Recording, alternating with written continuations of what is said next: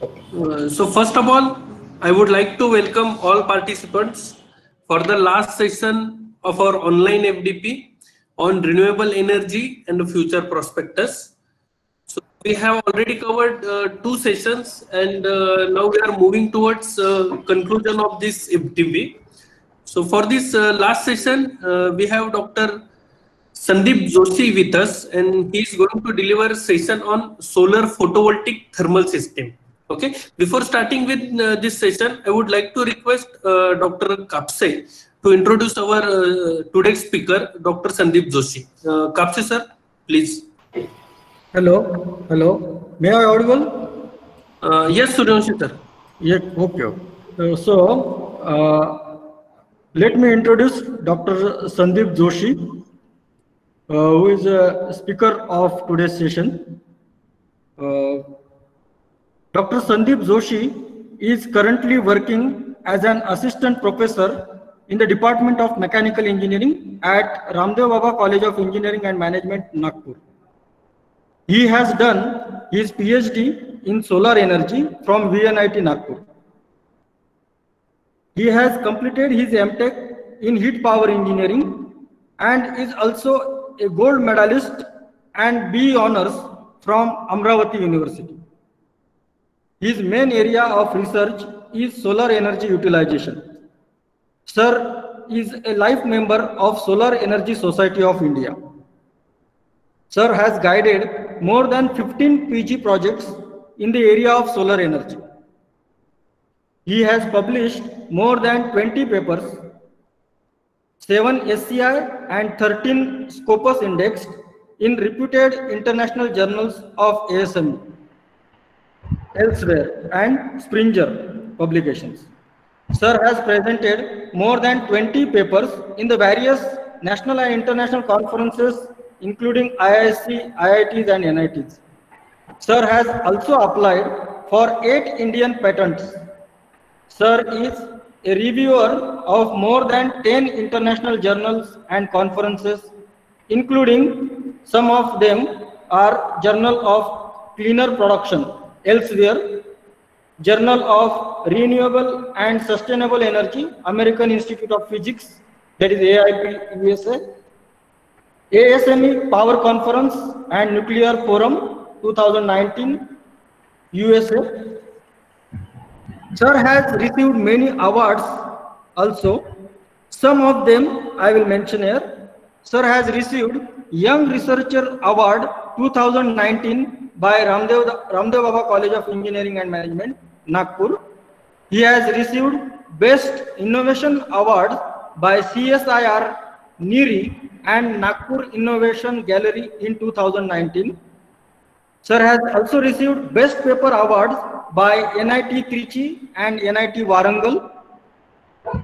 And he is University Gold Medal by He has received University Gold Medal by Amravati University for being University topper in Mechanical Engineering in year 2008. So I welcome you, sir. We are having such an eminent personality among us who is going to guide us on the area of solar energy utilization. And the topic for today's session is solar photovoltaic thermal system. So I'll request our today's speaker, Dr. Sandeep Joshi, to start with his presentation. Thank you. Very good afternoon. Thank you very much, sir. At first, let me know, am I clearly audible and my PPT is visible to all of you? Yes, sir. Yes, you are clearly audible and PPTs are also visible. Okay, thank you very much. I firstly thank the organizer for giving me this opportunity. Thank you, Professor Suryavanshi, for such a nice introduction of mine.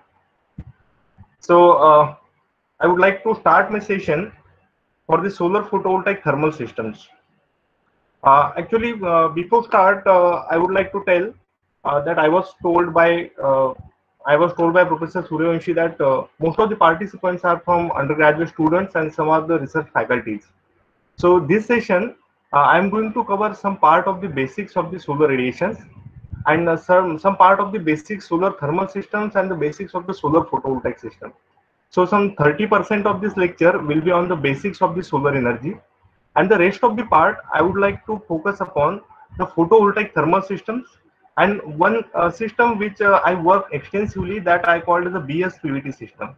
This stands for the beam split photovoltaic thermal systems. So I would like to start this session with the basic knowledge of the solar radiation, and then I will highlight a little bit about the various routes of solar energy utilization. In this route, mostly I will be covering on the thermal part, and next I will be covering on the photovoltaic part. So very first, as everybody is very well aware now, why exactly the renewable energy is on the boom today. So we divide our economic sectors in these four different four sectors, like residential sector, one is commercial sector, one is transportation sector, and one is industrial sector. And we are using the energy for all these sectors. And if I look the statistic, this is the statistics in year 2018. According to this statistic, most of the energy what we are consuming, that comes out from all the conventional energy sources, like oil, which is contributing 33% approximately, the natural gas, which is again contributing much higher, that is 23%, and coal. And if I look the statistic, the renewable energy contribution is just somewhat around 11%. This is the contribution in 2018. If I look even today, this contribution is not much higher. This is the contribution of the global energy consumption worldwide. But if I talk about the renewable energy, and if I forget this renewable energy, and if I see the consumption pattern, so hydroelectric power plants are 62%. The contribution of this is 62%. Contribution of the solar energy is just 8.8%. Wind energy is little bit higher, that is 19%. And other sources are like geothermal energy and biomass energy, and some of the energy like cogeneration and the waste heat recoveries and all, even tidal power plant and the your ocean power, OTEC, ocean thermal energy conversion. So this part is very less contributing, that is around 9.4%. If I see this renewable energy, and the major contribution is by the hydroelectric plant, but there is a limitation for the hydroelectric plant, like you should have the huge amount of the water resources there. So it is not possible that all the country will invest their money in the hydroelectric power plant, because it depends on the natural resources. But undoubtedly, the solar energy and the wind energy are two resources which are abundantly available almost everywhere. If I talk about our country, so we have abundant amount of the wind power, and we have abundant amount of the solar energy also. Okay, so I hope that everybody is now again aware about what is that we call global warming, the change issues of the different issues of the environments and the ecosystem. So that we should focus ourselves in the research area of the renewable energy, and where my work area is in the solar part. If I talk about the solar energy resources in our country, so this is the map of the Indian solar resources given by the NREL, National Renewable Energy Laboratory. According to this, you can see almost everywhere in our country, we are receiving much more amount of the solar radiation. This red color part is receiving the more amount of the solar radiation. This part is also receiving good amount of the solar radiation, and some less amount of the solar radiations are available in this part, like Jammu Kashmir and some part of the Northeast. But I will say almost each part in our country is receiving much higher radiation, and these radiations is available to utilize in the both the things, that is, it is available for the thermal energy utilization, and it is available for the photovoltaics application. Okay, if I talk about the equivalent energy potential, so that is around 5,000 million gigawatt hour of the energy per year. So you can imagine this figure, it is million gigawatt hour. Okay, so if I consider this is per year, if I divide this by 364, so whatever amount I am getting, 364, 365, the average day. So whatever amount I am getting, that amount of the energy is sufficient, even one day energy is sufficient to give the energy for the entire 1 year, provided we should be able to capture this energy efficiently 100%. Okay. Now let us discuss a bit about what are the different routes of the solar energy utilization. So as I already told you, the utilization of the solar energy can be there in the solar thermal part, and it can be here in the solar photovoltaic part. If I talk about the solar thermal part, then we are using the solar thermal energy with the help of different collectors. In the solar hot water require that solar energy for the production of the hot water. So this is very popular application in the domestic, like your solar heater, maybe the liquid flat plate collector, maybe your evacuated tube collectors. Then one application is a hot air application. This is generally useful there for the solar dryers, like the crop dryers. Then electricity generation with the help of the solar thermal energy. Then cooling, this is nothing but your vapor absorption cooling systems, which uses the solar energy to give the heat to the generators. And solar cooking, this is also one very good application. And solar distillation, this is again a very good application. If I talk about the situation in India, that there is a scarcity of this water, the potable water for the drinking application. So solar distillation is also very booming today. A lot of research is going in this area also. Solar distillation like reverse osmosis, forward osmosis, solar photovoltaic assisted osmosis, okay, and solar thermal, obviously the solar distillation. So these are the different usage of the solar thermal energy. If I talk about the solar photovoltaic, the most popular use of the solar photovoltaic is generation of the electricity. And this electricity generation is again in the different there are again different types, like it is in the off-grid type of the system, that where we are generating the electricity and then we are storing this electricity in the battery for later use. So that is the off-grid system. One system that we call as the on-grid system, where we are generating the electricity and we are putting that electricity in your central grid. So that is the on-grid system. Then in solar photovoltaics, there are again different development today.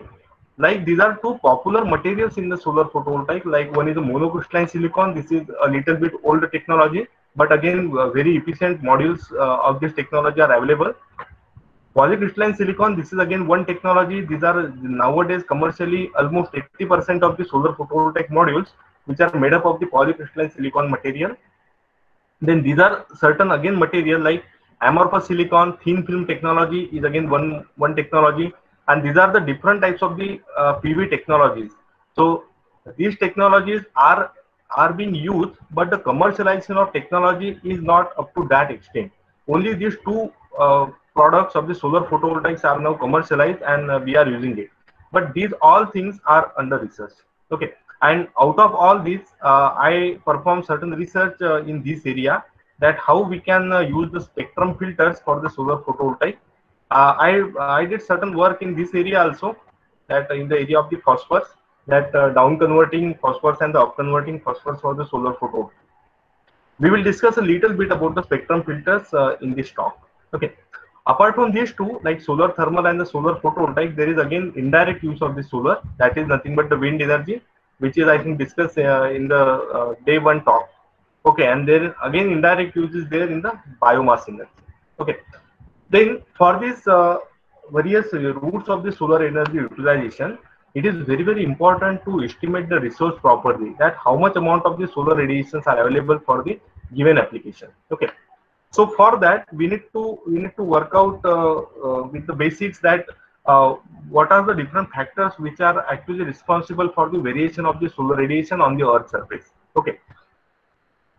So all the time, if I consider this is the Earth surface, and if I consider these are the solar collectors, so all the time our objective is to install this solar photovoltaics collector or a solar thermal collector in such a way that most of the time I receive the solar radiation, those beam radiation perpendicular to the absorber surface, so that maximum amount of the solar energy can be captured. Okay, so this definitely depends on lot many parameters, and some of the parameters I am highlighting here.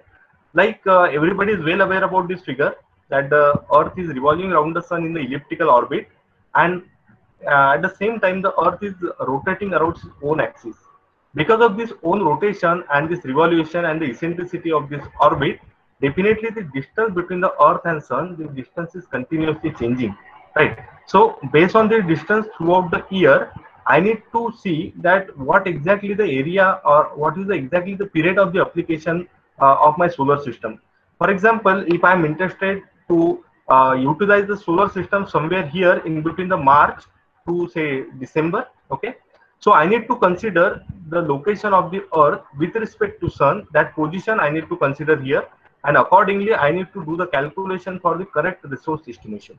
Okay, at the same time, if my application is something like 2 o'clock, okay, so for this period suppose, so I need to see that what is exactly the position or position of my location with respect to sun. Okay, so that also I need to consider while calculating how much amount of the solar energy is available.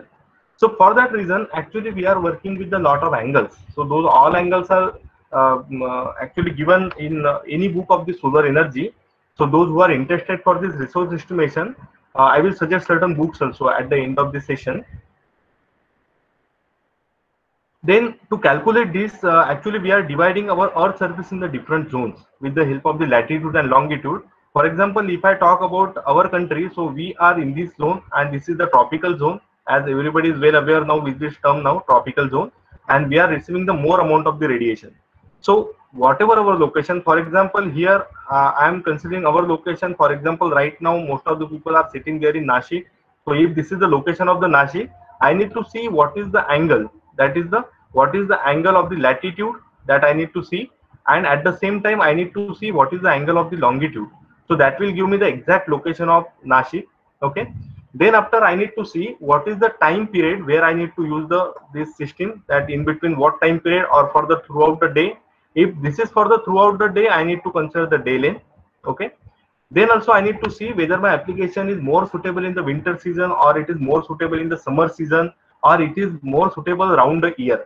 Accordingly, I need to select the parameters from here, from this diagram. Okay, again I need to see what is the rotation and where is exactly my location and what is the time of the day where I need to use the solar system. So all these things we are actually clubbing in one equation. Okay, so I am going to discuss that equation also quickly in some one or two slides. So before that, let us understand that the solar radiations which are coming on the Earth's surface, so what is their characteristics? So everybody is well aware that whatever the solar energy which is generated here by the nuclear fusion reaction in the inside the that crust of the sun, and a lot of the energy we are receiving in the extreme gamma rays. Okay, but that gamma rays are not actually coming on the Earth's surface, because this solar radiation has to travel through the lot of thick atmospheric layers like exosphere, thermosphere, then this mesosphere, stratosphere, troposphere, and then it is coming to the Earth atmosphere. So this thickness of the Earth atmosphere is very, very important for us, because lot of the harmful radiations are getting attenuated or absorbed in the layers itself. And on the Earth surface, we are only getting this much amount of the radiation, like near ultraviolet radiation, which are in the 300 to 400 nanometers, and we are getting the visible and the IR radiation. Okay, so complete visible radiation, like so that as you know, all the total colors, Vigbio, and the infrared radiation, a little bit part of the infrared radiation, that is also we are receiving on the Earth surface. Okay, then we are actually working on the different types of the radiation, like the one radiation that we call as the direct radiation, or this is also called as the beam radiation. These are those radiation which are directly coming on the Earth surface without any scattering in the atmosphere. Another type of the radiation, those we call as the diffuse radiation. These radiations are the reflected, and these are diffused by these particles of the atmospheric contents, like the water droplets are there and some of the other gases and the molecules, and these are we are getting in the scattered form. And if I club these two, that is direct radiation and diffuse radiation, those radiation we generally call as the global radiation. Okay, so we need to either measure the global radiation in order to design the system, or we need to estimate with the help of the mathematical equation. Now here is one example that how mathematically we can estimate that. This is the example I am giving for estimation of this cos theta. This theta is nothing but the angle of inclination of the collector. Like as I shown here, if suppose this is my location and this is the solar photovoltaic module I need to install, I need to calculate what should be this angle of inclination such that the solar radiation should fall perpendicular according to my requirement. If my requirement is I need to see that solar radiation should be perpendicular to this around the year. Okay, so for the throughout the year, then I need to consider this entire diagram throughout the year, and accordingly I need to estimate that what is this angle of theta, that is angle of incidence of beam radiation, and accordingly I need to calculate what should be this angle of the inclination of this, that is angle of beta. Okay, so let us work out on this angle, that how we can calculate angle of incidence of the beam radiation. So this angle of incidence of the beam radiation, that is theta, depends on the first angle that we called as phi. This is nothing but your location. Okay, then it depends on the declination angle. So declination angle in turn, this is the function of the time of the day, so that we called as the n, that is the time of the year. Okay, not day, sorry, time of the year. Then this beta is angle of inclination of your solar collector, which you need to decide that what should be this angle. Then again, this is declination angle, and this angle that we call as azimuth angle, okay, or azimuthal angle. So this angle will decide that what should be the orientation of your collector. If you need to orient your collector exactly towards south, you need to take this gamma is equal to 0. Okay, and if suppose after your calculation, if you found that for your location and for your specific requirement, I need to orient the solar photovoltaic module a little bit offset to your south side, for example, then in that case you need to consider this as an angle, that is azimuth angle. Okay, then after there is one more angle, that angle we call as the hour angle, that is omega, and this hour angle is nothing but your time of the day. It means that in order to calculate a single angle, that is angle of inclination of the solar radiation, that is beam radiation, it depends on location, it depends upon the time of the year, it depends again on the azimuthal angle, that is what is the orientation of your collector, and again it depends on what is the time of the day, right? So if I put all these parameters, I will get what is the angle of incidence of the beam radiation. So you should mind one thing, whatever angle of incidence of beam radiation I am calculating, this is for this particular condition.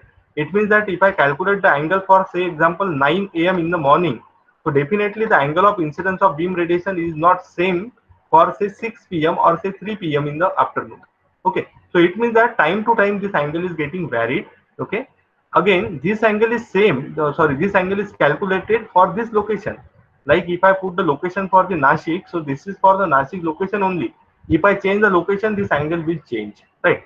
So in order to work out for the optimum utilization of the solar energy, this is very, very important to estimate the resource correctly. So for that resource estimation, either you can use this mathematical equation or you can use certain measuring instruments. So like one measuring instrument that we call as the pyranometer. Okay, so that instrument is very, very useful to measure the global radiation, the pyranometer instrument. Okay. Now coming to the solar energy utilization and these two utilities. So first utility, that is the utility in the form of the heat, and second utility, that is utility in the form of the light. When I talk about the heat energy, I am really interested only the infrared part of the spectrum. As I shown you in the previous slide, if this is the Earth's surface, from the solar energy, I am getting the three kinds of the radiation. One is the ultraviolet, that is again the far ultraviolet radiation, and I am getting the radiation that is the infrared, near infrared and infrared, and I am getting the visible part of the radiation. Okay, so when I am talking about the heat application, that is the thermal application like solar water heater, I am very much interested in this part only, that is I am interested in the infrared part. Okay, but if suppose I am interested to use the solar energy for the solar photovoltaic application, this depends on what is the material I am using. Okay, for example, if I am using the silicon material, then I need to consider the spectrum of this such that it should respond, the silicon material should respond to the spectrum. Like in the silicon, it actually works in the visible spectrum, also it works in the NIR spectrum. Okay, so what is this visible and NIR? So visible, and this is near infrared. So the solar photovoltaic module, which is generally used by the silicon solar photovoltaic cells, and that works better in this region, that is visible and the near infrared. Okay, we don't want the far infrared radiation in case of this solar photovoltaic application using single crystalline silicon, right? So that's why these two applications are separate applications. So whenever there is a topic that what is the difference between the solar photovoltaic and solar thermal system, so most important difference is this only, that the radiation, even though we are receiving all the radiations, and we consider all the radiations as a single, that is the beam radiation, but out of that beam, solar photovoltaics required different applications, sorry, different radiation, and your solar thermal part required the different solar radiation. Okay, and this is what is the basic in between the material selections also, because we require here material which are responsible for the absorption, and here we require the material which should be responsive, the some sort of this portion. Okay, so like that it depends on the material selection. Now I will discuss a bit about the solar photovoltaics first for some 10-15 minutes, and then we'll move to the solar photovoltaic part. So in the solar thermal part, if I see what are the different possible applications in the solar thermal, so these are those applications like we people are very well familiar with the solar cookers, which are their domestic solar cooker that we call as the box type of the solar cookers. But apart from that solar cookers only, and apart from your solar water heater, there are lot many applications of the solar thermal energy. I'm going to cover some of the application. I will show you some examples also. Like one application is a community cooking, where the solar thermal energy is being utilized to cook the food. Okay, we are generating direct steam, and that steam is being utilized for the community cooking application. One application is that in the industry we require the process heat, so we can use the solar energy to generate the steam, or we can generate the hot air, or we can generate even hot water. So that can be used in the process industry. And one more application is again very good application that we call as space cooling, where we are mostly using VAM machine, that is vapor absorption machine, where the solar energy is used for the generator purpose. Okay, and these are those different establishments. Now you can imagine in our country there are a lot of such establishments are available, like hostels. Okay, so lot many hostels are available, like ashram, then paramilitary defense units, prison, hotel, hospital, industrial canteens, etc. Everywhere a lot of fossil fuel is being used, and generally we are using LPG there, okay, for cooking purpose. So all this can be replaced with the help of the solar energy. When I talk about the process industry, you take any process industry, any pharmaceutical, any chemical, textile, dairy industry, everywhere you require the heat. So that heat we can surely use by the solar energy. Space cooling, all these establishment, I will give the example of the establishment like hospital, where there is a air cooling hospitals, air cooled hospital. All the different shopping malls are there. Okay, then all the motels are there. Then I will say that celebration hall, like wedding, marriage halls. So everywhere, wherever you require the your air cooling or the space cooling, so in that you can use the solar energy. You can use the vapor absorption machine, right? So for that we have actually two collectors. One collector that we call as a non-concentrating type of the collector, and another collector that we call as a concentrating collector. The non-concentrating collectors are these collectors where the radiations are directly falling on certain absorber material, and energy is getting absorbed by the material, and then energy is transferred to the working medium. Now I have certain examples, like this is the example of your LFC, that is liquid flat plate collector, where there is a absorber surface, and the solar radiations which are incoming radiation is getting absorbed here in the absorber material, and the energy is getting transferred to the water channel which is attached to the absorber material, and thus we are getting the hot water. So this is the example. This is the cross section area of the LFC, so cross section, and this is the actual sketch of the LFC, that is liquid flat plate collector. Okay. The another is the evacuated tube collector, and this is that sketch of the evacuated tube, where I am considering one evacuated tube which is a double layer tube, like there is the outer shell and there is the inner shell, and the space between these two shells is evacuated, so that there should not be any much amount of the heat transfer. Okay, and this inner shell is coated with the selective coating, such that whatever the radiations are coming, those will get transferred from this transparent glass cover one. They will get traveled to this vacuum, and they will reach to the inner surface where there is a selective coating. The radiations will get absorbed by the selective coating, and then it is transferred to the water, and the water is getting heated. So these collectors are very, very efficient collector as compared to LFC collector, and this is that actual photograph of this collector.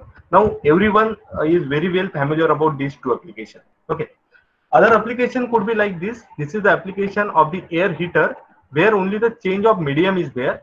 In this case, this is the absorber plate. This is the absorber plate, and air is coming directly in contact with the absorber surface, which is absorbing the solar radiation, and air is getting heated, and heated air is coming out. So this is the as simple as it is. This is the air collector. The application will be for the crop drying application, for example, like fish drying, chili drying. Then you can even use the hot air application, where you require the space heating. Okay, so you can create here hot air. That hot air can be circulated in the room where you require the room heating. Okay, then one application is solar distillation, where directly solar energy is getting absorbed in the basin of the water. Water is getting evaporated and it is condensate over this transparent glass cover, and the condensate is collected here. So that is nothing but your solar distillation. Okay, so lot of details are there, but I am not going to cover a lot of details here because of the limited time. So this is how I am giving you the overview that how non-concentrating collectors can be used for the different solar thermal applications. Okay, there is another category where we require much amount of the heat, much amount of the temperature. So for that you require to concentrate the solar energy at certain point, and based on that we are using this concentrating type of the collector. As the name indicates, in the concentrating type of the collector, we are concentrating solar energy to generate more amount of the heat. Okay, so if I do the categories of this concentrating collector, in fact there are two categories. One that we call as a line focusing collector, so I am writing line, and one I will call as a point focusing collector.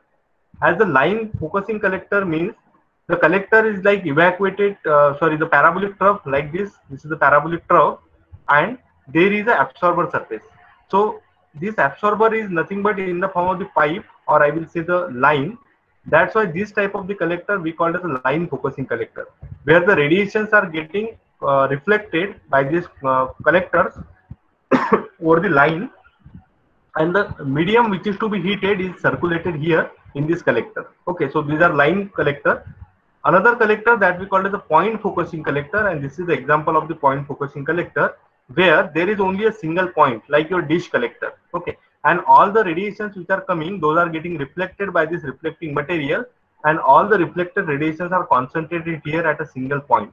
That's why we call this as a point focusing collector. Okay, so these are certain types of the line and the point focusing collector, and everywhere we are changing one term that we call as a concentration ratio, and it depends on the concentration ratio that how much amount of the heat can be generated here at the receiver. Okay, so depend on the different application, we need to select these collectors.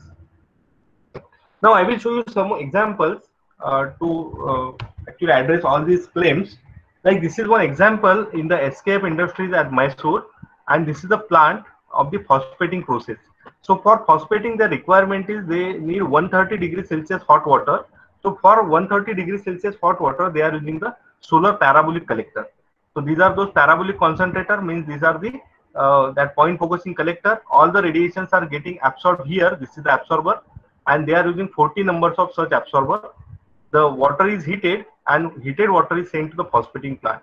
This is the actual photograph there inside the phosphating plant, and these are those collectors that these are the line focusing collector now, and this you can see this is that reflector, and this is the line, or this is the pipe through which the water is flowing. Okay, again one example. This is the example of the cooling. Like I have selected some example, like first example is the that industrial process heat. Second example I have selected for the solar cooling, where the vapor absorption, these are those VAM machine, vapor absorption machine, where you require to heat the generators. So for that heating purpose, they are using 100 numbers of such concentrators. These are those dish collector, and these collectors are concentrating the energy. Like this is that this is the receiver, and to one receiver the two dishes are used. Okay, both the dishes are fixed such a way that all the time the radiations will fall on the dish, and it is getting reflected here. It is getting reflected here. Okay, installed, and those, and that heated liquid is, and you see the capacity is yes with 8.5 kg. The capacity of this is 100 TR. So this is very big. Generating chilled water at 6. Water is circulated in the different heat exchanger for the space cooling application. Then one more application is the cooking application. Here I am taking one application of the Shanti Kunj Haridwar, where again I am using the Shepler dishes, that is the parabolic, that point focusing collector, where the energy is collected here on the absorber and heated. That water is heated and it is converted to steam, and then steam is put here in the kitchen. Okay, so 160 meters square of the collector area, and they are producing 650 kg per day steam. Okay, so this is that cooking application. These are those another application, and most important is the solar thermal power generation. Everywhere the system is same. All of you are well aware about our conventional Rankine cycle, where the water is converted to steam, and the superheated steam is now going to the turbine. So only difference in the solar power generation, thermal power generation, is that we are using the same Rankine cycle or the modified Rankine cycle. Only we are replacing the coal by this solar energy. Okay, and how? So these are the different layouts of the different solar thermal power generation. This is the parabolic trough. This is the Fresnel reflectors.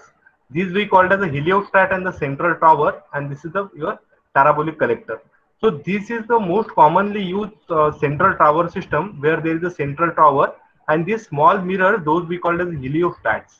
So these heliostats are actually tracking the sun throughout, and all the radiations are getting reflected here by all this mirror on the central tower, and here all the energy is collected, and it is then used to convert water into steam. Okay, again there are a lot of categories. In some cases we are using the molten salt bath, where the heated liquid is stored in the molten salt, so that this plant could run 24/7, so that the that heat in the daytime will be directly used, and the otherwise the heat will be stored in this salt bath and can be utilized in the off sunshine period also. So this is the most commonly used solar thermal power plant. Now coming to the end of the solar thermal plant, and here in on this slide I am discussing what is the research scope in the solar energy utilization. So according to my understanding, these are those 4 areas where we people can contribute. The first is the collection of the solar energy, conversion of the solar energy, its utilization, and its storage. Okay, when I talk about the collection, again there are lot many things to work out, like the tracking, where the people from electronics, electrical, mechanical, instrumentation all can contribute. Then materials for the solar thermal collection, materials similarly for solar photovoltaic collection. Then different collector designs and estimation and the measurement of the solar radiation. Then if I talk about the conversion technology, that is what is the technology in case of the solar thermal, whether I should go for the concentrating, non-concentrating. In case of solar photovoltaic, what is that amorphous silicon, crystalline silicon.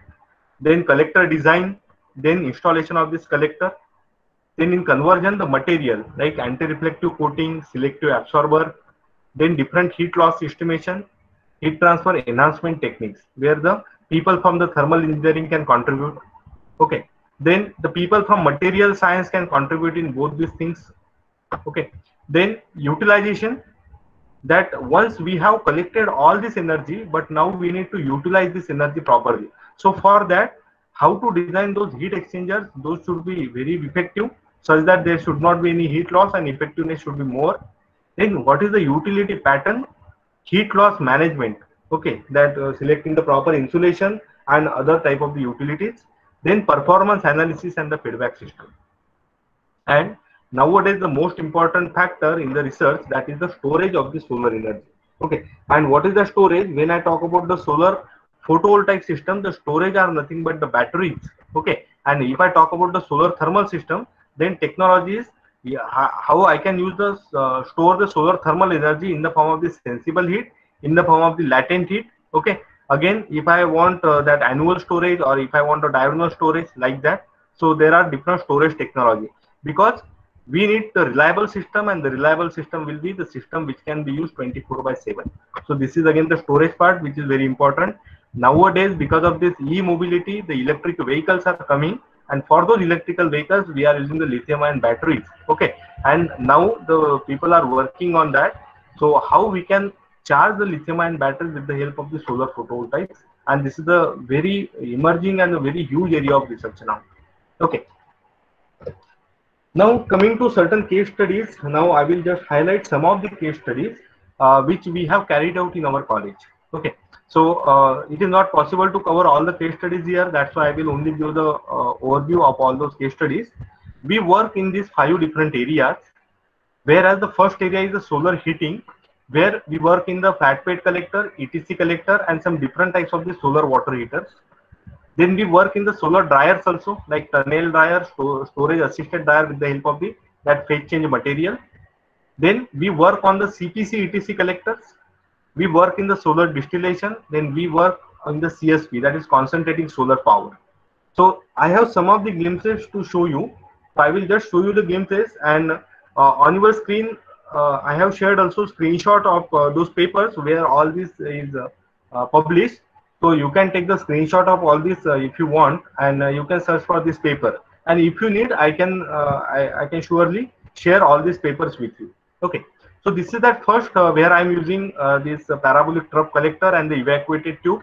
So we have used the different combination of this trough collector, starting from the installation to its utilization. So this is where we did certain analysis with the different type of the receiver. Like we use the U-tube receiver, we use the helical coil receiver, and we have seen what is the performance change. This is one application of the solar cooking application, where this is the storage of the phase change material, and the energy is generated here, collected here, and energy is stored in that tank for the off sunshine period application for the solar cooking. This is the that absorber surface what we have designed. Then again we perform the CFD analysis of the different types of the collectors also. So the findings are also published here in this paper. And this is again one system that we call as the solar photovoltaic thermal system, which I would like to highlight now hereafter for certain some time. So this is that photovoltaic thermal system. This system will give the two outputs. As the name indicates, this will give the electrical output also, and this will give the thermal output also. The system is that this is your solar photovoltaic module, and this is also solar photovoltaic module, and the system is something like this shape. Okay, so this we call as inverted trapezoidal shape, where the back side of the solar photovoltaic module is covered with a channel, that is a cooling channel. At the same time, this is also covered with the cooling channel, and this is the separate that heat collector. This is separate heat collector, where the heat which is collected by the solar photovoltaic module is again captured here, and it is again reheated, and we are getting the heated liquid also. At the same time, it will help to cool the module. Okay, and that's why this system we call it as a solar photovoltaic thermal system. So this system is patented in some 2015, and again based on that one good paper is published there in the journals also. So you can work out, if you are interested, you can read this paper and patent document, so you will get the better insights of this system. Then these are certain projects carried out by my students. In this project we work on the selective coating, where different materials of the selective coating was characterized. They were synthesis, then characterized, and then applied in the actual field. Like here, we use the selective coating material for the actual field application. Here for the solar water heating applications. Then we work again in this solar cooking application, where we are using evacuated tube collector and this evacuated tube collector and this parabolic trough. Okay, and at the same time we are using the solar photovoltaic for the creation of the forced convection. Okay, and this is the application in the cooking, where this is the cooker, where all the solar radiations are collected here, and those are circulated with the help of the DC pump, and heat is stored here. So this is one project carried out by my undergraduate students, and this is also a good project. That cost of the system is less, even it is less than 5,000 rupees. Then we work in this area also, that is the solar distillation, where we are using some low cost techniques to enhance the effectiveness of the solar distillation and to enhance the rate of heat transfer, where I am using the copper powder and some kind of the chips and some kind of the selective coating, then certain types of the reefs, okay, to enhance the rate of heat transfer. And we got a very good improvement. We got very good improvement in the that rate of heat transfer, rate of evaporation, and the condensation. And the findings of this study has been published in a very good journal of desalination and the water treatment. So those who are interested can read this paper also. Then we work again in the solar distillation, where I am using the combination, that is I am using the corrugation, that is a corrugated solar steel, and I am using one evacuated tube collector with parabolic trough collectors also. Okay, so with combination we could able to increase the rate of heat transfer of the evaporation. Okay, and again we are getting the very good result again the findings are here in this paper, so you can read from the paper the most of the details. Then this is again one paper that patent we have applied in year some 2 years back, and this is called as a Saur Bund and improved solar steel, where we are using the simple technique to enhance the rate of heat transfer by simply putting the different types of the that lenses over the cover. Okay, and this will definitely concentrate more amount of the solar energy at the this base. Okay, apart from that, there are certain several advancements. So those are here in the published in the patent. Okay, so again this is one good project which is carried out by my PG student, and that is based on the nanomaterial coatings for this CPC, that is a concentrated solar system, where I am using this as a quad glass. At the same time, there is an absorber surface, there is an absorber, and over this absorber I am putting this nano coating, and that has been synthesized and then characterized with the help of this different measuring instrument, spectrophotometer, and with the help of the solar simulator. Okay, and then it is applied. Then it is applied there to see what is the actual performance. Okay.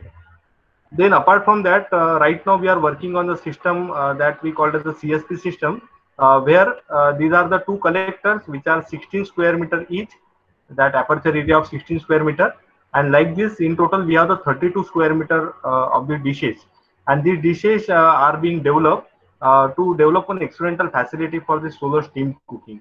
Okay, this is something that system where I am using the two dishes, and these two dishes are actually collecting the energy. The energy is getting collected here by the water, and through the circulated water we are generating the steam. That steam is stored in the steam accumulator, and that heated steam is going by the flash evaporation to the cooking vessels here inside. Okay, so this system is right now under installations, and we perform the lot many trials also with the help of the CFD simulations and other, and we got the good results. Some of the actual photographs are shared here. So this we call it as a segmented parabolic dish. Okay, this is the entire dish, and you can see this is that collector. This is the close view of the collectors. This is that insulation and the aluminum cladding.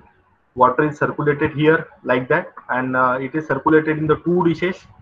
Okay, water is getting converted to superheated water, and subsequently it is getting converted to steam. These are certain tracking mechanisms where we are using the servo motor for the two-axis tracking. This is the counterweight to balance the load. So like that, the entire system is in place. Actually, it is very huge system. Lot of time is required to extend the system also. Okay, but at least you will understand the overview of the systems here. Okay. So now I am coming to the end of the solar photovoltaics part. Give a minute to drink water.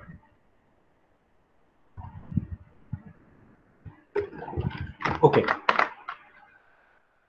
Now coming to the second part of the solar photovoltaics.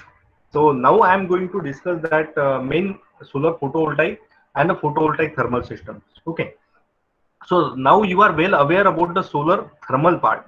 That in case of the solar thermal part, our sole objective is only to collect the solar radiations in the form of the infrared, and then that absorbed energy we are actually giving to certain medium. Okay, and then we are using it. So there is an energy conversion, like the infrared radiations which are coming. Okay, and those radiations we are converting into the heat energy. That heat energy we are utilizing for any application. It may be water, it may be air. Okay, it may be your ammonia in case of your vapor absorption system. It may be your storage material. Okay, but now we need to again work out for the solar photovoltaic system, and the principle is exactly different. In this case, we are actually converting the solar energy in the electricity. Okay, we are not at all interested to heat the material. We are actually interested to keep the material at low operating temperature and extract it in the form of the moment of the electrons. Okay, so this is one picture which we have installed in our college. This is the bird eye view of the college taken from the Google map. In total, we have installed some 360 watt solar rooftop system, which is a grid connected system. Now we are expanded actually to the 450 watt. Okay, these are those different buildings where we have installed the solar photovoltaic, and here somewhere that our mess and over which we have installed that solar cooking system there. Okay. So now coming to the solar photovoltaic, quickly I will explain how the solar photovoltaic cell works. Actually, this is a very big area to discuss in the physics, but I will cover this within some 5 minutes. So in fact, solar photovoltaics is nothing but your semiconductor material. And in fact, we are in general for commercial application, we are using the single junction, that is the single PN junction material.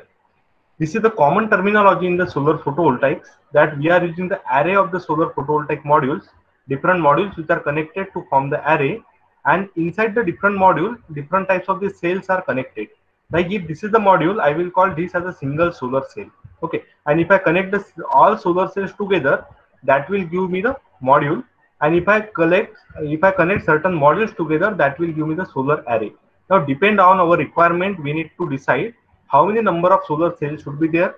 Depends on our requirement, we need to decide how many number of solar modules there.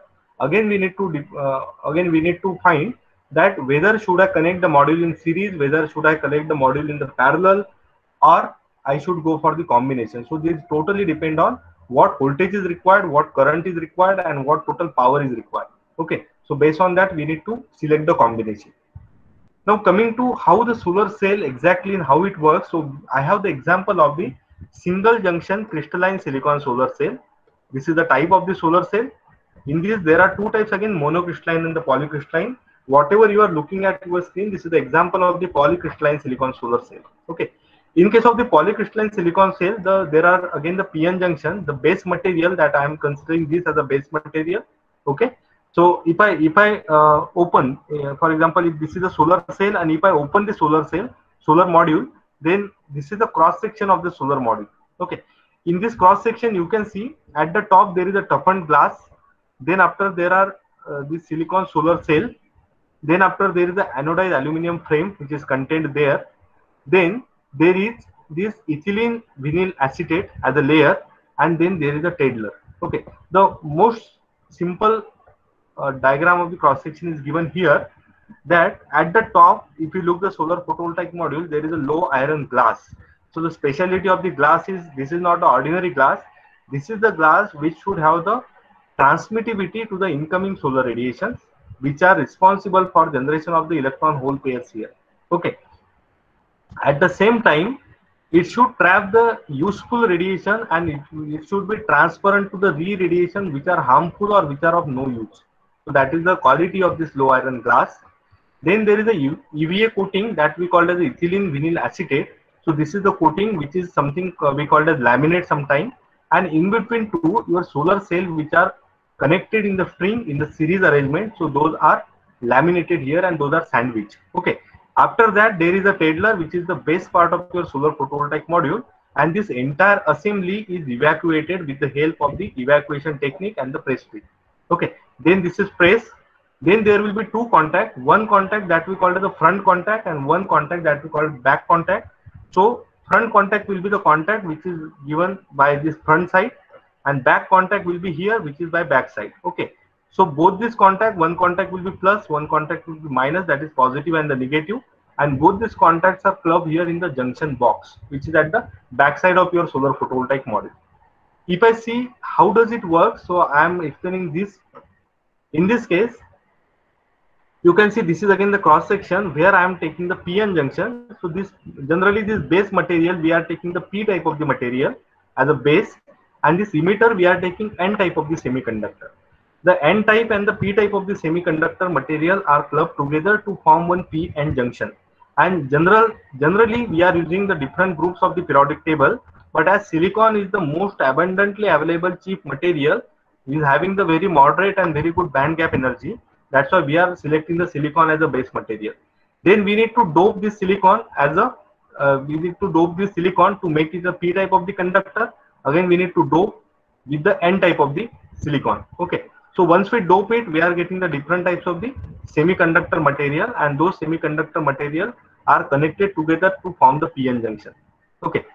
And this entire thing, you need to imagine this, that what is the thickness of the solar photovoltaic cell. So if I take the cross section, so this thickness is very, very small, that is in the microns. Okay, in this micron level only, I am getting the N type, I am getting P type and the PN junction. Now, in order to generate the electrical current, what is required is, so there are three basic steps. So first step is the generation of the charge carrier. It means generation of the electron hole pair. That is the first step. Second step is that their separation. That is the second most important. That separation of the charge particles. And the third is that there should be the recombination of the charge material. Okay, or the charge particle. So in this case, electron hole, that we called as a charge carriers. Okay, charge that electron hole pair. Our target very first to achieve the first step, that is we need to generate the electron hole pair. So for that, how we can generate the electron hole pair? So these are all semiconductor materials, and I think everybody is well aware that in the semiconductor material there will be different energy gaps, okay, energy bands. So in general there are two bands. The first band that we call as the valence band, and second we call as the conduction band. Okay, so in case of the valence band, the lot of electrons are there. So this is the material property, because there are the free electrons. Whenever we dope, the number of free electrons will increase. Okay, and this is the PN junction. Whenever there is a solar energy which is falling on this solar photovoltaic module, the energy which is correspond to the band gap of the semiconductor material, that will get absorbed in the form of the photons. Okay, and what is this energy? So if I write the equation, this energy is nothing but E is equal to hc by lambda. Okay, so this is the energy of the photon, which depends on the wavelength. Okay, so as I told you that in the solar spectrum I am getting the UV, I am getting visible, I am getting infrared. So corresponding to this wavelength, I can calculate whatever amount of the photon energy which is available. So now the objective is that I need the photon energy such a way that this photon energy should be able to generate electron hole pairs. And when it is possible, so it is only possible when the photon energy will be equal to the band gap of the semiconductor material. That's why I told you the entire solar radiation which are falling on the solar photovoltaic module is not responsible for generating the solar photovoltaic that solar electricity. Only we want the photon which is having the energy equal to the band gap energy of the material. Okay, so corresponding to this, whatever the photons are coming in, according to that they will generate the electron hole pair. So first step is generation of this electron hole pair. Second, we need to separate the charge. Now because of this PN junction, there is a formation of the depletion region. So somewhere there is a plus charge and somewhere there is a minus charge, that is negative charge. That's why it will restrict the flow of the free electrons. And if I connect the two terminals through the external load, the electrons will flow. Electrons will flow from the external circuit. So if the electrons are generated, those will flow like this, and they will again recombine to form again the electron hole pair. And the whole process will continue until and unless either the material will get completely deteriorated, or depletion region will get completely vanished, or the photon will get completely vanished. That's why in the night time it will not generate anything. In the daytime this process will start and it will start generating the electrical current. Okay, so this is how the simple mechanism of the solar photovoltaic module, and this is really one nature's gift to the humankind. Okay, because all are the material property. The material is not synthesized material, it's a totally natural material. Okay, now coming to the next part, that what are the different applications, as everybody is well aware about the application. So I have few applications to show you. That is the solar lanterns, solar calculator, like these are the solar photovoltaic cell, the small application. The application like this, that is the solar pumps. Then application, the rooftop solar photovoltaic module for the captive solar power generation. This is the solar photovoltaic module for the large power generation. This is the solar challenge, I will say, because the efficiency of the solar module is less, and really it's a challenge. So this, if I cover the entire that surface area which is available of the vehicle, it is not able to generate that much amount of the power which can run this motor. Okay, so definitely it will run, but the power will be very, very less. Okay, and this totally because of the efficiency of the solar module. Then again I have the two examples, like this is the example, and this is the solar roof. So the entire rooftop is covered with the solar photovoltaic module. This is the transparent type of the solar photovoltaic module, that walls of the buildings are covered with the transparent module. That's why the solar radiations which fall on this, some of the radiations are getting used to generate the electricity, and the radiation which are there in the visible spectrum and are unused, those will get to inside to this building for the lighting purpose. Okay, so these are certain applications. most common application and most useful application is this, I will say, that the power generation, okay, by the solar photovoltaic. Nowadays you can see everywhere, even though I don't know about Nashik, but yes, surely in Nashik also you will see a lot of rooftop systems will be there. Okay, solar lanterns and all, this is very common application, but rooftop system for some 3 watt, 3 kilowatt, 5 kilowatt is very, very common nowadays. Okay, and apart from that, we have the large solar photovoltaic plants also, which are of the some 1000 megawatt capacities. Okay.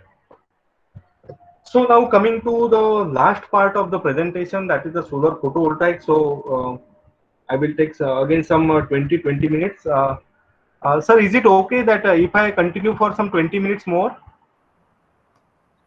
Yes, sir. Yes, sir. You can continue for 15 Fine, minutes. sir. Yes, sir.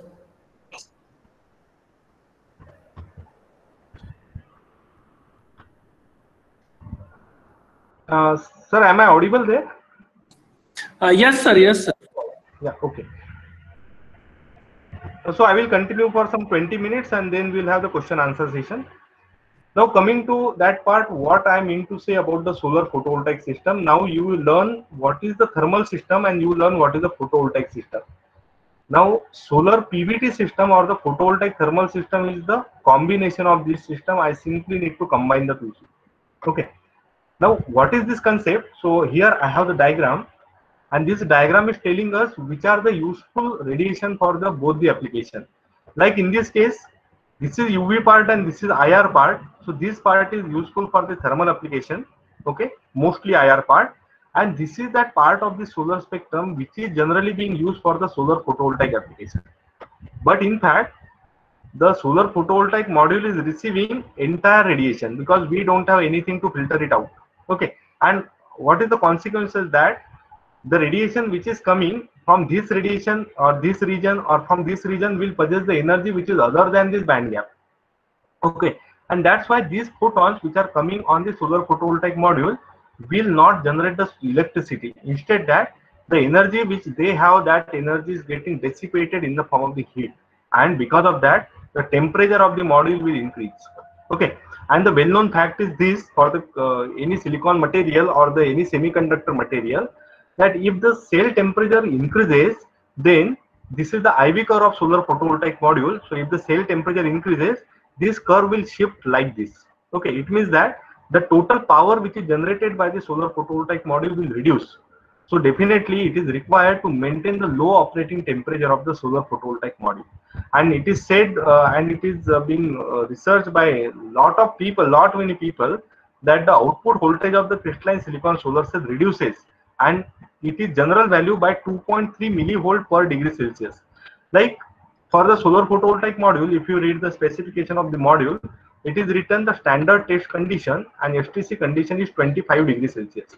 It means that you need to maintain the solar photovoltaic module at 25 degrees Celsius. But in actual practice, it won't happen. Okay, I have the example to show you again. This is the example of our own power plant. This is the own power plant, rooftop grid connected power plant of 90 kilowatt, where the Tata Power Solar has installed the different modules of the polycrystalline silicon. And I have taken the reading in 2017. This is the date 30/11/2017. It means this is the month of the November. Okay, one automatic data logger is attached here, and that data logger is taking the module temperature and it is taking the solar radiation. And I have seen that the two curve, that is the irradiation, that is given by this one. Okay, so in the month of the this November, at certain time, say at 12 o'clock, the peak radiation intensity was approximately 800 watt per meter square. Okay, and the module temperature at the peak value was approximately 60 degrees Celsius. Okay, whereas STC is given that module temperature should lie 25 degrees Celsius. If this is 25, the system will perform at the rated power, at the rated efficiency. But if this much is the difference in the module temperature, surely there is a 2.3 millivolt per degree Celsius rise, is the drop in the voltage, and correspondingly there is a drop in the power. Okay, so for that there is one concept that we can use the solar photovoltaic thermal system, where the heat from the module can be taken out and that heat can be used for the separate thermal application.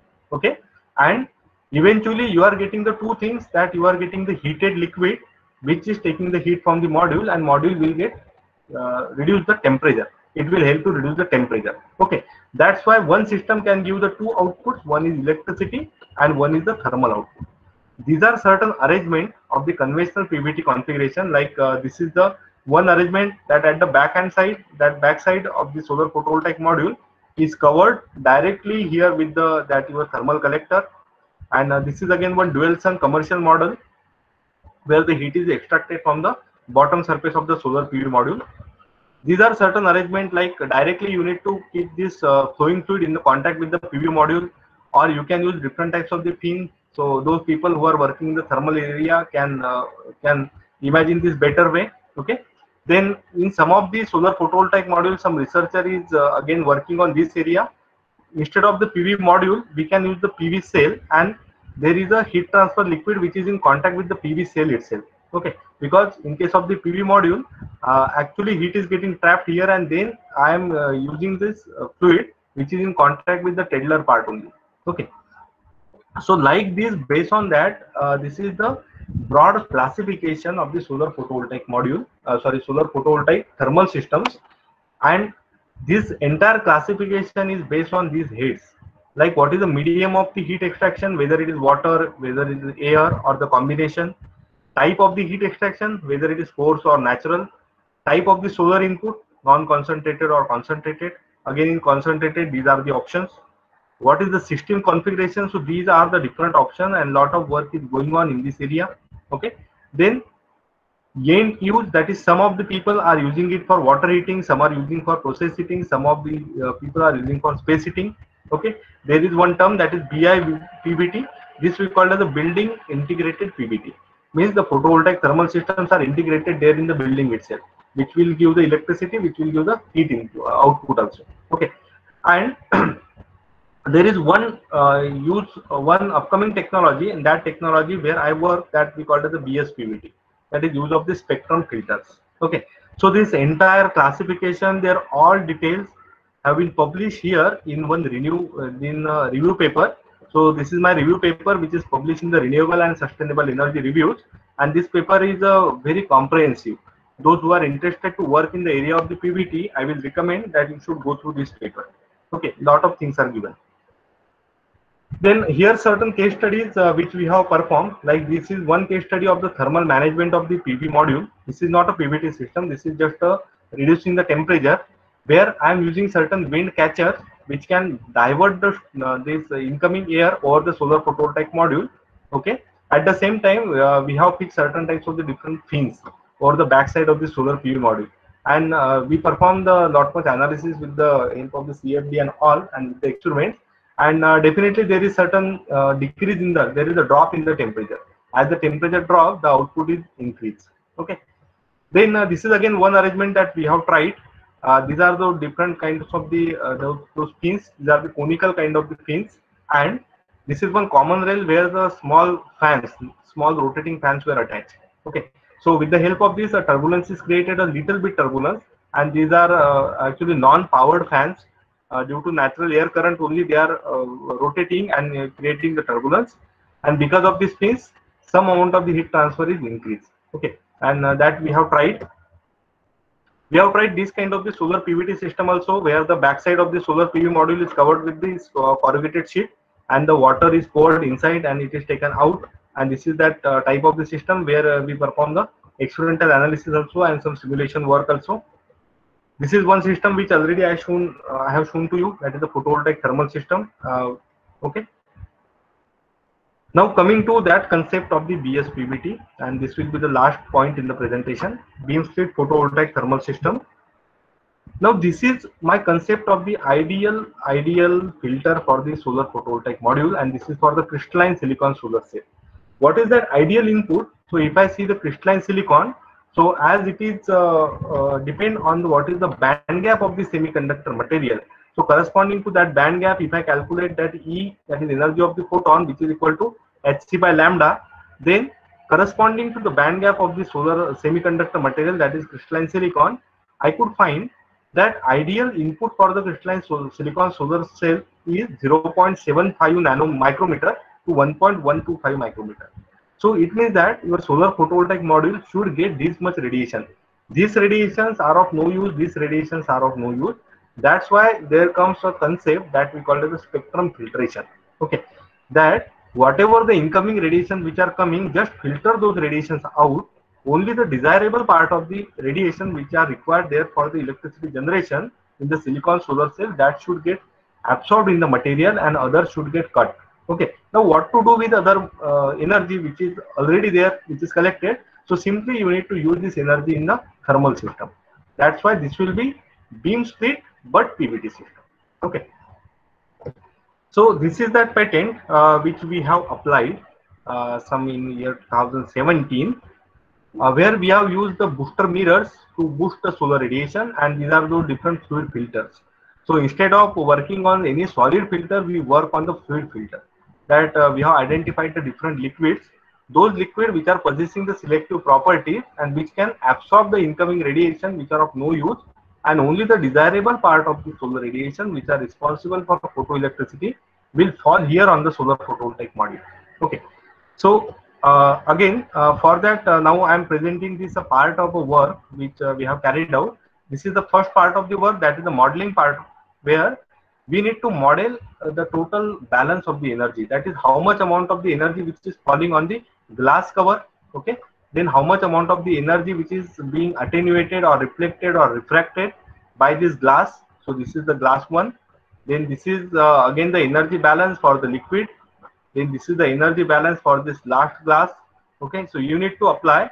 So very first it will start with what is the angle of incidence of the beam radiation, then what is your location and all. So whatever I discussed there in the very first part of this presentation, so those all things we need to take into account.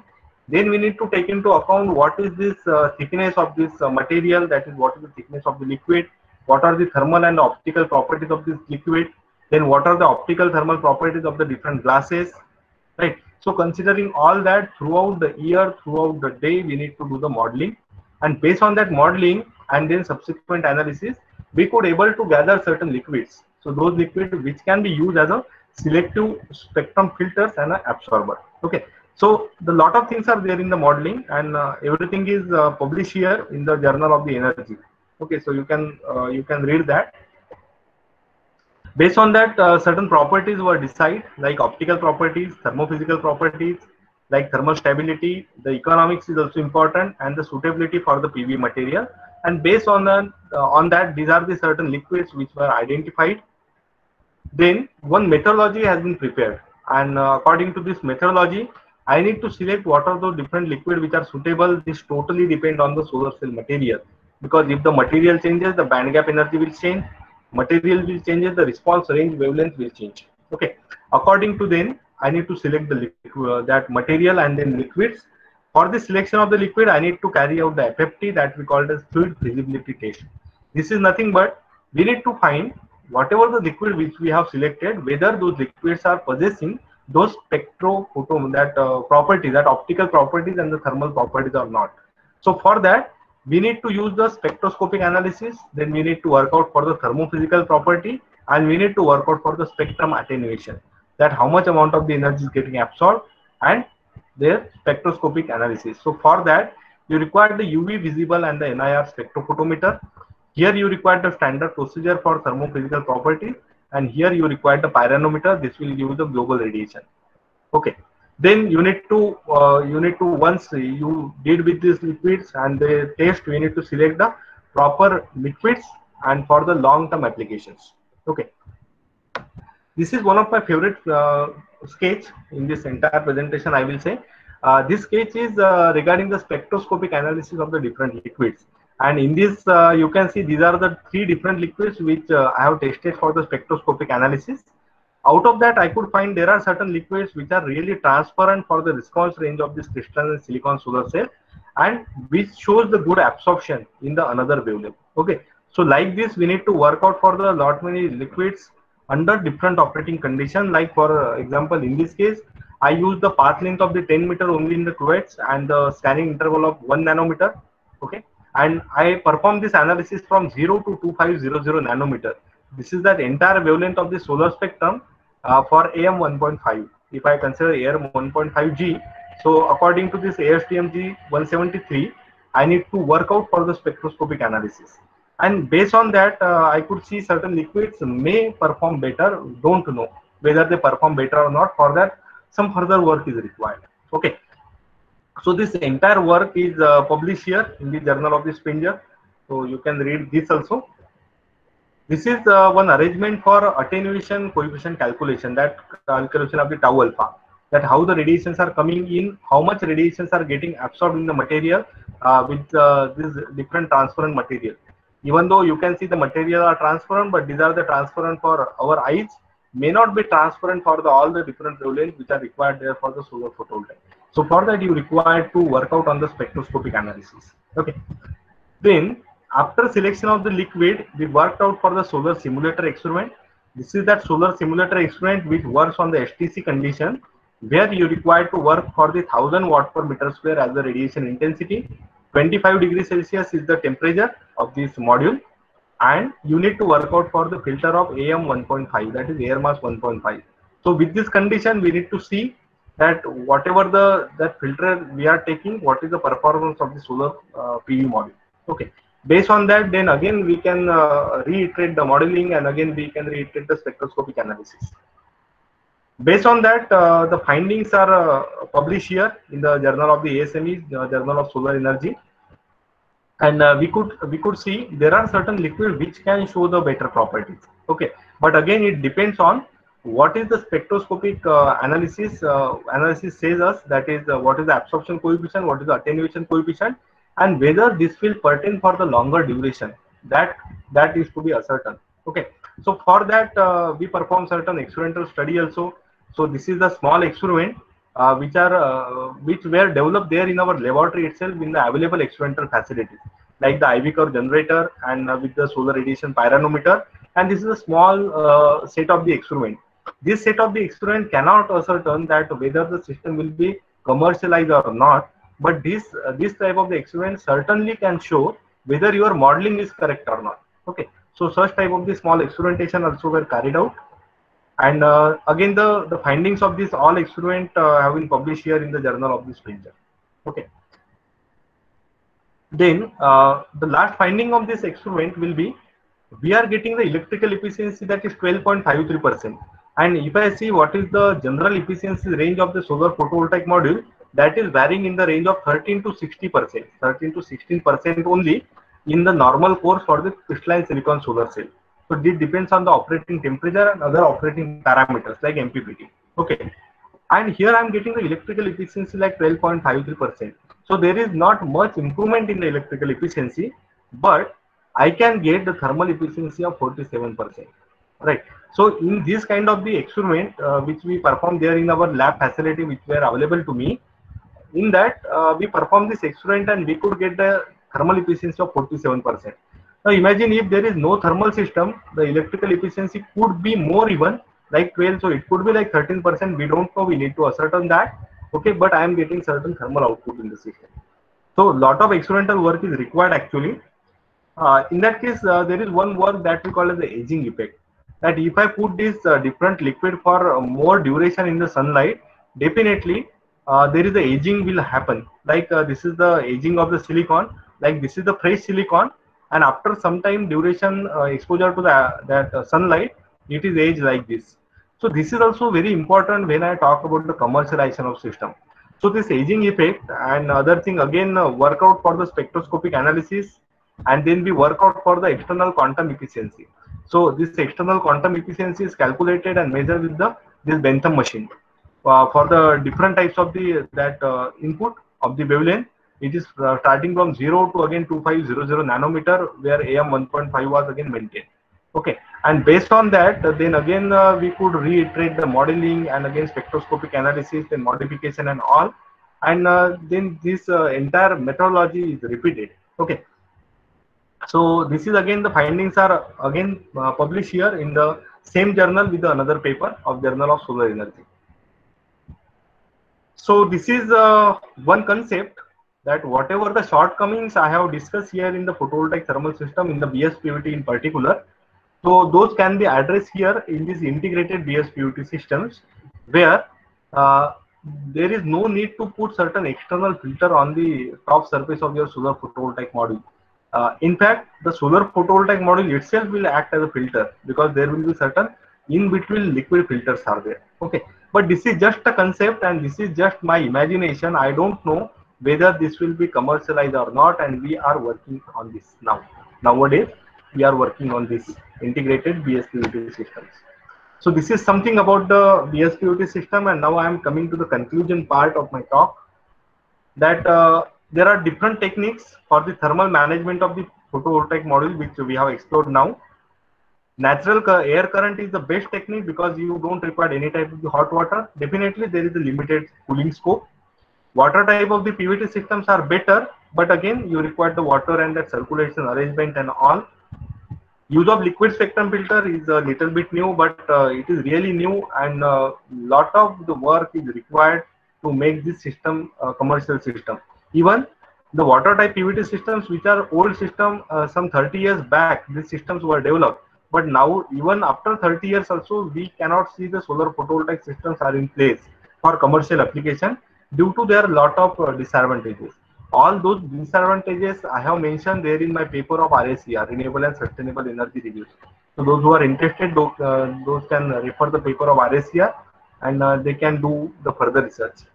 Nowadays, people from different universities, like I have some contacts and the people there in the UNSW, that is University of New South Wales, Australia. So those people are working in the nanomaterials and the concentrated solar PVT. Then at University of the Tulsa, there are certain people who are working in this concentrated solar PVT with nanomaterials. So the research is going. Okay. So this was a new topic when I selected this somewhere in the year 2013. But from 2013 to this 2020, in these 7 years, lot of development is there in the solar photovoltaic. Okay, and in BSPVT. If you are interested in this BSPVT and all, so I will surely share my paper, and alternatively I can say you just put BSPVT systems in Google. Okay, if you put this in Google, so all the papers which are published, and mostly on this first page all are mine paper, so you can refer to all these papers.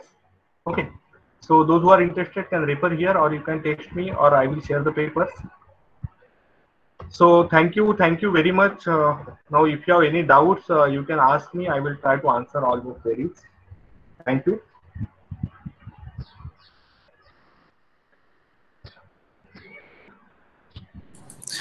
Thank you, sir.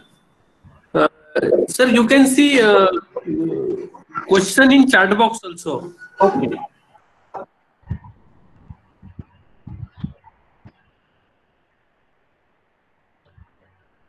Okay.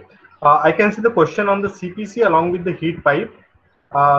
See, actually, compound parabolic collectors are again well explored collectors. So in terms of the design of the collector, I don't think there is a much scope. Okay. But when you are talking about the heat pipe, surely there is a scope of the heat pipe combinations, like different materials, that evaporative material what we are using for the heat pipe, like different phase change material for the evaporation and the condensation session, and use of the nano fluid that is being practiced now. Even there is one scope on the thermal storage with the CPC and your heat pipe. So you can work out on the PCM material in the thermal storage area. Okay, I hope Ankit, I answered the query. Is there any other queries?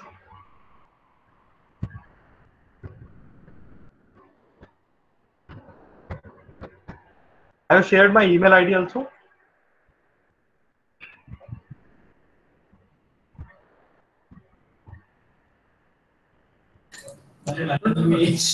Participants can also unmute themselves and ask questions directly.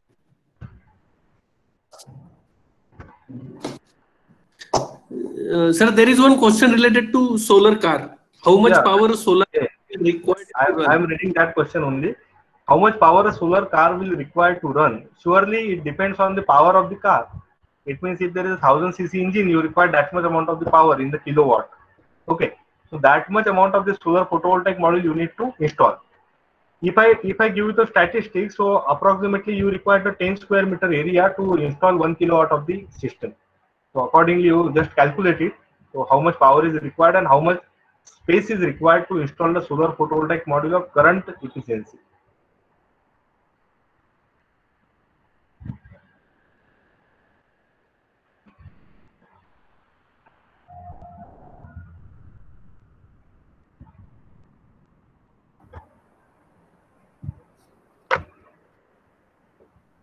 Sir, I have a question. Yes, sir, please. Regarding this BSPVT system and BIPVT system, what are you developed for commercialization, because this is a very nice concept that you have introduced, but from commercialization point of view, have any company or such a commercial sector has approached you? Or because on one side we are producing electricity also and we are getting the heating effect also. So is there any means commercial aspect is there going on anywhere? Because we are seeing only photovoltaic systems right now. Right. Thermal side is not there. Yeah. I agree to you. Sir, actually, as I told you, the photovoltaic systems is not a new concept. Like I will show you one diagram here in my presentation. So like this, these are certain systems which people try to commercialize. Like this is that system of the dual sun, which is people try to commercialize. This is one Chinese product actually. But the system commercialization is not in place. The thing is that if I talk about our country, like in the summer season, if I want to use the solar photovoltaic system, so in the summer season itself, we have lot much amount of the heat energy which is available with us. And solar photovoltaic module will heat more in the summer season only. So you require to cool the solar photovoltaic module more in the summer season. And the thing is that in summer season, what will you do with that heat which is collected? So that is the major issue. And apart from that, even solar photovoltaic module prices are not so less. And even government is giving the subsidy to promote the use of the solar energy. And in such situation, if you are increasing the prices by attaching certain things, which may not be much useful, that's why the system commercialization is actually lagging. But these systems like BIPVT system is very popular in the countries where you require the space heating application. Okay. Yes. Right. Actually, sir, a lot of research is going to make this system commercialized. And this is the same thing I will say. Like the application of the solar photovoltaic system was first actually published and reported in some 1954. But the explosion of the solar photovoltaic is there today after year 2010, I will say. Right. So this is the same concept. The PVT systems right now they are under the process of the research, and after a few days, if research is going in a proper direction, surely we can see certain commercialization of the technology. Yes, sure. We will hope so. Yes, sir. Thank you.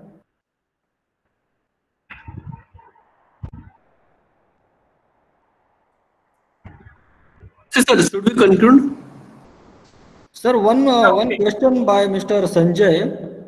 He is saying a lot of research is going on in solar system. How such systems are made cost effective? Yeah. Sir, to make the system cost effective, very first thing the people are working on the material itself. Like in the solar photovoltaic, as I said, the silicon we are selecting because the material is very abundantly available and very economical. Okay. But if I talk about the manufacturing process of the crystalline silicon solar photovoltaic module, that process itself is a very, very costly process. You require much machineries to convert the raw silicon into the semiconductor grade silicon, because there is a step that we need to convert the raw silicon to the metallurgical grade silicon, from metallurgical grade silicon to semiconductor silicon. After that, we need to go for the ingot cooling and then cutting into the different kind of the wafers. So this process itself is a very cost involved process. Okay. So whenever I am talking about the cost effectiveness, the people are working how we can reduce the manufacturing cost of the solar photovoltaics. Similarly, the manufacturing cost of the solar thermal systems. Okay. And if I talk about the maintenance, in case of the solar thermal system, the huge maintenance is required if there is a tracking type of the system. So people are working in that area also. In case of the tracking, if I again talk about the cost reduction, then the weight of the system should be less. For that, the people are working again in the material that they are going for the FRP based material, like composite, where the weight of the system can be reduced and approximately your auxiliary power consumption for the tracking can be reduced. So people are working in that area also. So like this, there are several ways to reduce the cost even. I think most important part in the renewable energy, yesterday's session also, there was a session on fuel cell. There was also issue with the material. Right. The platinum cost was very high. Yes. Because of that, it is not commercialized. And in photovoltaic also, silicon, these materials are costlier. That's why the cost is a major issue, right? Cost is a major issue, yes. But anyway, the technology is very well grown now. Polycrystalline material, material is well grown, and we can see its effect. Even I will give the example that in 2010, when I was roaming in the Nagpur in the different areas, I could not see any solar photovoltaic system. But within this 10 days, where I am living right now, if I move around and if I see the terrace, some 50 homes, out of the 50 homes, I could see some 10 homes are there where the solar photovoltaic modules are installed. 1 kilowatt, 2 kilowatt, 5 kilowatt systems are there. So this is only because of the reduction in the prices, and this is only because of the reduction in the material prices and the manufacturing cost. And again, a lot of people are coming for the installation. If you go to the nearby your electrical shop and if you ask that if you want to install the solar photovoltaic system, so definitely he will say that no need, no need of any technician. I will come and I will install. This is what the technology development. Yes, sure. Lot of means commercialization from government side is also going on. Yes. Industries are also focusing on rooftop solar, right, because of the subsidy. Yes, so many industries in Nashik also, they are looking for this. Yes, sir. Thakre sir, we can proceed for vote of